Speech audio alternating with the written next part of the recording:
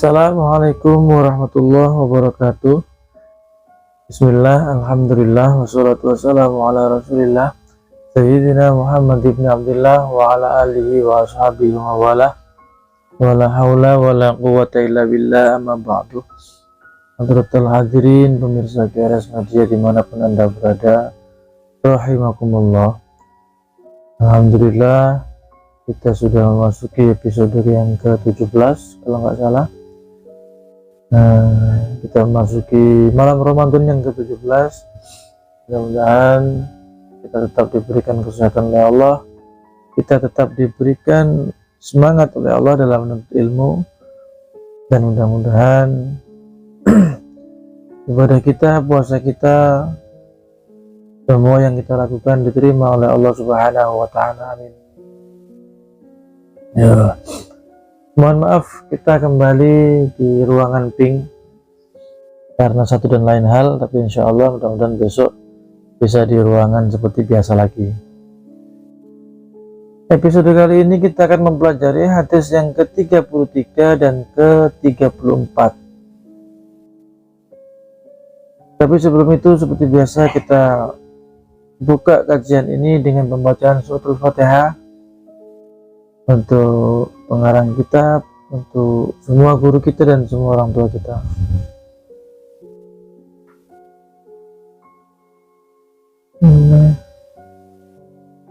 Al-Fatihah. A'udzubillahi minasyaitonirrajim. Bismillahirrahmanirrahim. Alhamdulillahirabbil alamin, arrahmanirrahim, maliki yaumiddin. Iyyaka na'budu wa iyyaka nasta'in. Ihdinas siratal mustaqim, siratal ladzina an'amta 'alaihim ghairil maghdubi 'alaihim waladdallin. Amin. Dan mohon maaf kalau suaranya kembali kurang jelas. Insyaallah episode berikutnya bisa diperbaiki lagi. Yang sekarang mungkin lebih, atau pakai headset, atau mungkin lebih didekatkan lagi biar suaranya jelas. Baiklah, langsung saja. Bismillahirrahmanirrahim. Qala al-mu'allif rahimahullah ta'ala wa nafa'ana bihi min dzarain. Amin. Al-hadis tsalits wa tsalasun, hadis yang ke-33. An Abi Abbas radhiyallahu anhuma anna Rasulullah sallallahu alaihi wasallam qala, dari Ibnu Abbas radhiyallahu an bahwasanya Nabi Muhammad sallallahu alaihi wasallam beliau bersabda, "Lau yu'tan nasu bid'awahum ladda'a rijalun amwala qaumi wa dima'ahum walakinil bayyinatu 'alal mudda'i wal yaminu 'ala man ankara." Haditsun hasan rawahul Baihaqi hakadha ba'duhu fi sahihain. Dari Ibnu Abbas radhiyallahu an, beliau menyampaikan bahwasanya Rasulullah Muhammad sallallahu alaihi wasallam bersabda, Rasulullah sallallahu alaihi wasallam bersabda,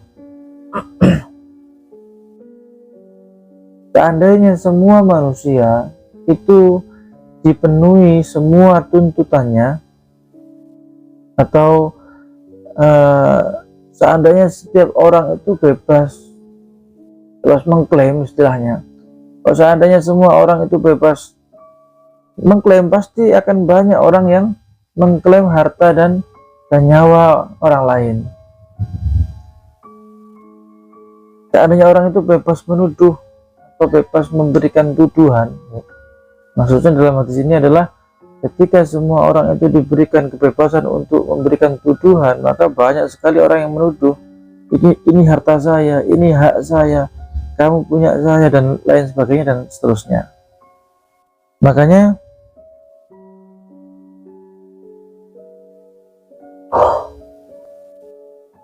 maka dari itu, ketika ada orang ingin menuduh, atau ketika ada orang menuduh atau mengklaim, harus bisa menyertakan buktinya. Ketika ada orang memberikan tuduhan kepada siapa saja, itu diharuskan mendatangkan bukti, diharuskan menyertakan bukti. Dan orang yang dituduh itu berhak untuk menyangkal dengan bersumpah. Ketika ada orang yang mau menuduh, dia harus membawa bukti.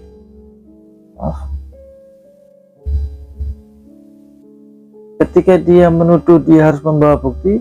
Dan ketika dia sebagai tertuduh, dia boleh menyangkal dengan apa? Dengan bersumpah. Dan hadis ini adalah menjadi sebuah kepentingan di dalam hukum syarak, agama Islam, tentang mengenai permasalahan tuntutan atau mengenai permasalahan karena para ulama bersepakat bahwa anal bayyinah tadi itu alal mudda'i, semua bahwa yang menuduh itu diperintahkan harus mendatangkan bukti. Siapapun yang menuduh harus membawa bukti. Dan wal yaminu alal mudda'a alaih, dan orang yang dituduh itu cukup bersumpah saja. Saya bersumpah saya tidak melakukan itu. Yang menuduh memberikan bukti, yang dituduh memberikan sumpah. Karena kalimat dakwahum tadi itu adalah tuntutan bahwa dia itu merasa benar. Ketika dia menuntut, otomatis dia merasa benar. Ketika dia menuntut, merasa benar kemudian menuntut, maka dia wajib membawa bukti, membawa bayyinah. Bayyinah itu dalil atau bukti.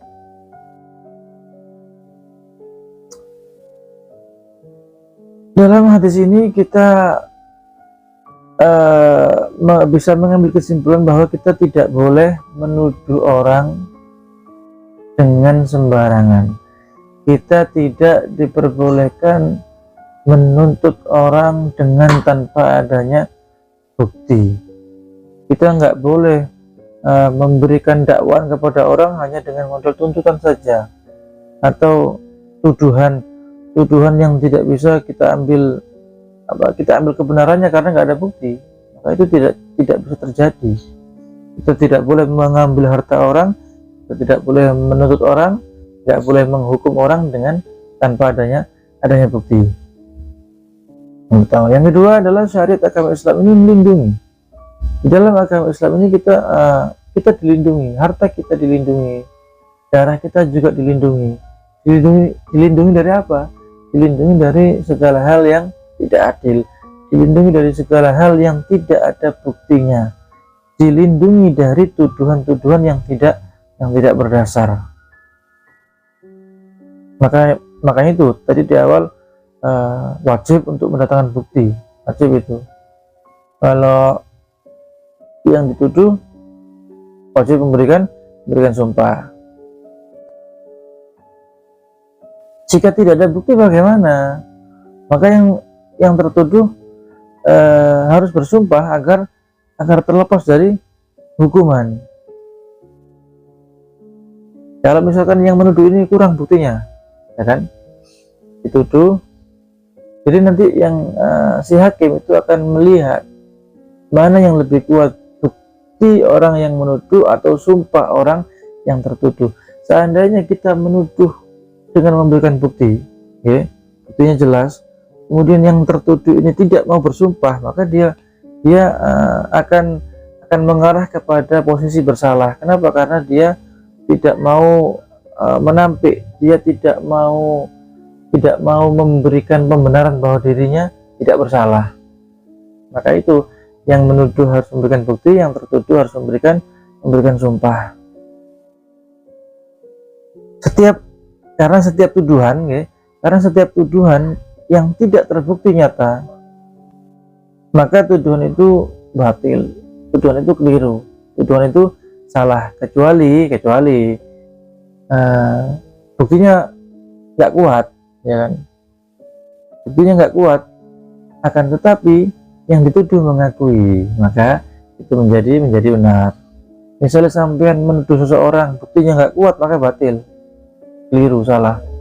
Tapi meskipun buktinya nggak kuat, tapi yang dituduh mengakui, ya wes, ya aku salah, nah itu bisa dibenarkan. Mudah-mudahan dengan hadis ini kita lebih mampu memahami dan lebih mau belajar lagi, mau mengerti juga bahwa kita tidak boleh menuduh orang sembarangan.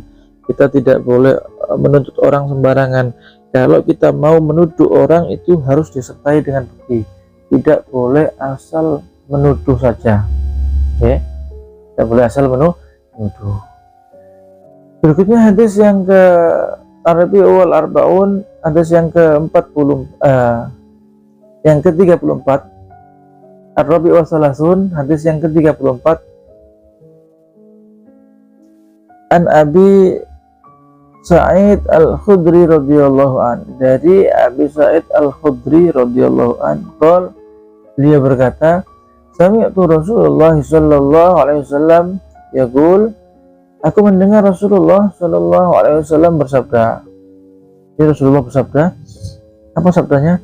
Man ra'a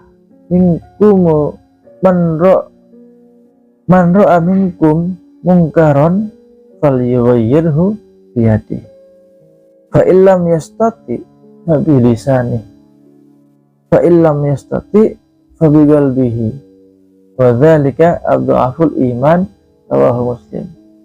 Dahulunya Rasulullah, mangkana man ra'a minkum, barang siapa di antara kalian melihat mungkaron, melihat perkara mungkar, maka kita memiliki keharusan yang harus kita kerjakan.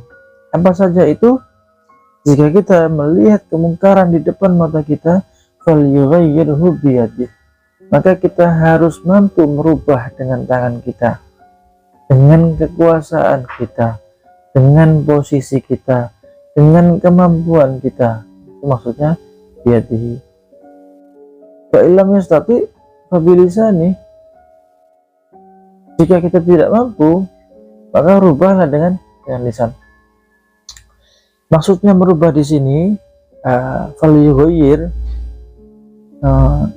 kita ketika kita melihat kemungkaran, kita tidak diperintahkan untuk sekedar menghentikan. Itu tidak diperintahkan untuk bahkan memusnahkan belaka. Akan tetapi kita diperintah untuk falyughayyir, untuk merubah. Pertama yang harus kita lakukan adalah merubah dengan merubah dengan tangan kita. Dengan tangan kita itu artinya dengan kekuasaan kita, dengan kemampuan kita, dengan posisi kita, dengan apa yang kita mampu. Maka kita harus merubah itu. Jika tidak mampu, fa illam yastati, kita masih punya jalan lagi. Jika kita tidak mampu, mungkin kita tidak kuasa, mungkin kita tidak punya jabatan, mungkin kita tidak punya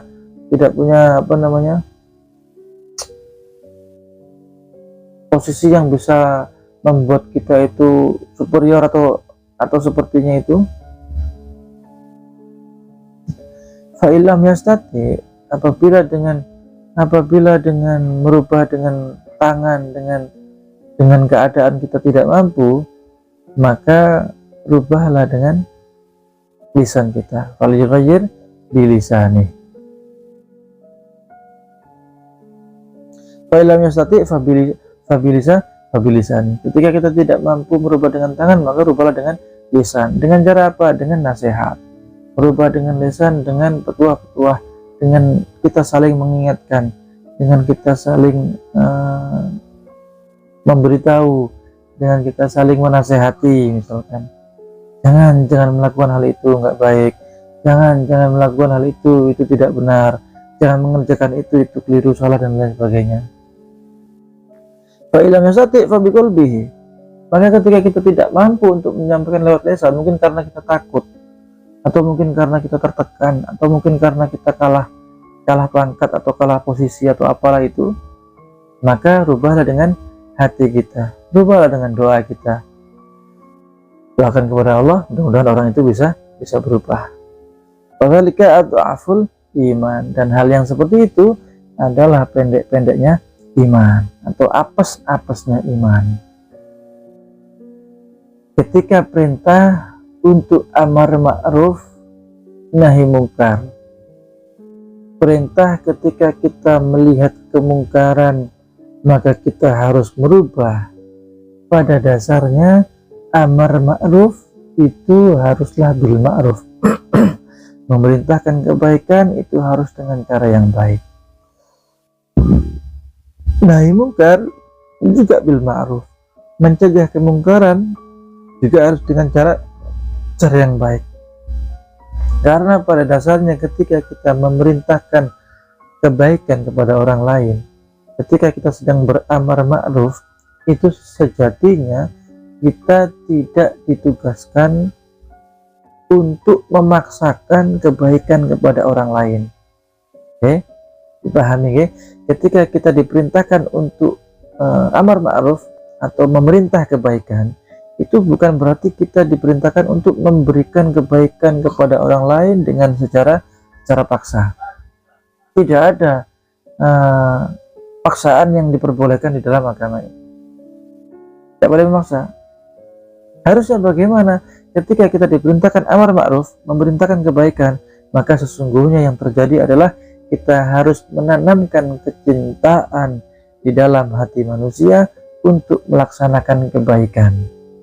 Maka bisa dengan nasihat yang baik, bisa dengan memberikan contoh yang baik. Apapun harus kita lakukan, apapun bisa kita lakukan sehingga orang itu di dalam hatinya timbul kecintaan untuk melaksanakan kebaikan. Maka amar ma'ruf itu bukan kamu harus begini, tidak seperti itu prakteknya. Amar ma'ruf pada prakteknya adalah ini adalah hal yang baik. Jika engkau melakukan ini, engkau akan mendapatkan kebaikan. Berikan cinta di dalam hati orang tersebut untuk menanamkan untuk mengerjakan kebaikan. Demikian halnya tentang nahi mungkar. Ketika orang itu melaksanakan nahi mungkar itu mencegah kemungkaran, bukan berarti kita harus menyakiti, melawan, bahkan menghabisi orang yang berbuat kemungkaran. Tidak seperti itu. Nahi mungkar juga tetap harus bil ma'ruf. Ketika kita mencegah kemungkaran seseorang, itu artinya kita memiliki keharusan, memiliki kewajiban menghilangkan kecintaan dalam hati manusia terhadap maksiat.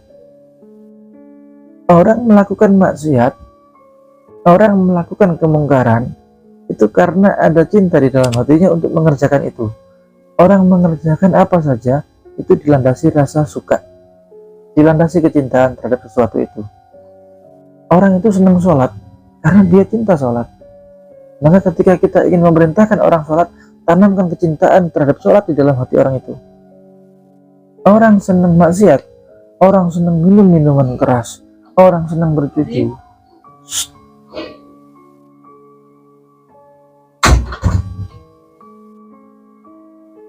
Orang senang minum minuman keras, orang senang berjudi, bahkan orang senang berzina. Itu karena dia cinta pada hal itu. Orang suka mencuri karena dia cinta mencuri. Mana ada orang cinta mencuri? Mana ada orang cinta berzina dan lain sebagainya mungkin ya. Itu karena cinta. Setidaknya dia cinta terhadap perkara duniawi. Dia mencuri karena dia cinta pada uang. Dia bisa berzina karena dia cinta pada kenikmatan sesaat yang mampu menjerumuskan. Dia suka minum minuman keras karena dia cinta pada sesuatu yang menghilangkan akal, yang sifatnya hanya sementara. Dia cinta pada hal yang menjerumuskan kepada dirinya sendiri. Maka ketika kita nahi mungkar, kita mencegah kemungkaran, kita harus bisa menghilangkan kecintaan terhadap maksiat di dalam hati manusia agar dia tidak melakukan kemaksiatan tersebut. Maka itulah hakikat daripada amar ma'ruf nahi mungkar. Kita tidak akan berhasil, kita tidak akan mendapatkan kesuksesan ketika kita beramar ma'ruf dengan cara yang tidak baik. Ketika kita bernahi mungkar juga dengan cara yang tidak baik. Kita beramar ma'ruf dengan paksaan tidak akan mendapatkan hasil yang baik. Kita nahi mungkar dengan paksaan, dengan ancaman juga tidak akan mendapatkan hasil yang baik. Orang tidak akan mau berubah, orang tidak akan mau berubah dirinya. Karena perintahnya adalah ketika kita melihat kemungkaran falyughayyir, rubahlah. Jangan dihabisi, bukan disikat, bukan diancam, bukan dipaksa, tapi rubahlah. Dengan cara apa? Dengan cara kalau kita ingin memberikan kebaikan, tanamkan kecintaan. Kalau kita ingin mencabut, menghapus kemungkaran, cabut kecintaan pada kemungkaran tersebut. Isi atau ganti dengan kecintaan kepada perkara yang baik. Hiasi dakwah kita dengan cinta. Permudah amar ma'ruf nahi mungkar kita dengan cinta juga, karena insya Allah dengan kita memberikan kecintaan kepada siapa saja itu akan lebih mudah diterima. Maka pada akhirnya berdakwahlah dengan cinta, beramar ma'ruflah dengan cinta, dan bernahi mungkarlah juga dengan cinta. Karena orang yang hidup dengan cinta, dia akan mampu memberikan warna kepada orang lain, dia akan bisa memberikan ketenangan kepada orang lain, dan dia akan memiliki kemampuan untuk memberikan kecintaan terhadap kebaikan kepada orang lain, dan akan mampu menghilangkan kecintaan terhadap keburukan di hati orang lain. Insya Allah dakwah kita lebih dimudahkan, insya Allah perjuangan kita lebih digampangkan, dan insya Allah amar ma'ruf kita akan lebih mudah diterima oleh siapapun. Ketika kita berdakwah dengan cara yang keras, bukannya tidak boleh, akan tetapi susah bagi kita untuk menyentuh hati orang. Lebih-lebih ketika kita berdakwah dengan cara yang kasar, maka itu sangat keliru. Cukuplah ketika sampai itu orang yang keras berdakwah dengan cara keras, sudah cukup. Keras itu artinya tegas. Tegas ini tek harus gini. Tapi jangan dengan cara yang kasar, tidak akan diterima kalau dengan cara yang kasar. Maka upayakan diri kita, keras ataupun lembut kita sampaikan dengan cara yang baik. Intinya adalah apapun yang mendasari tujuan kita berdakwah, apapun yang menjadi karakter kita, upayakan kita menyampaikan kepada orang lain dengan cara yang baik. Insya Allah semoga bisa diterima dengan baik, dan insya Allah bisa membuahkan hasil yang baik. Amin Allahumma amin ya rabbal alamin. Itu dulu untuk episode kali ini. Kita bertemu, disambung dengan episode yang akan datang esok hari. Mudah-mudahan kita tetap semangat, kita tetap sehat, dan kita tetap berpuasa dengan baik. Sekali lagi saya mohon maaf apabila kamera seadanya dan suara seadanya, karena waktu yang berkejaran, waktu yang kurang memungkinkan. Mudah-mudahan episode berikutnya bisa lebih baik lagi. Saya akhiri. Assalamualaikum warahmatullahi taala wabarakatuh.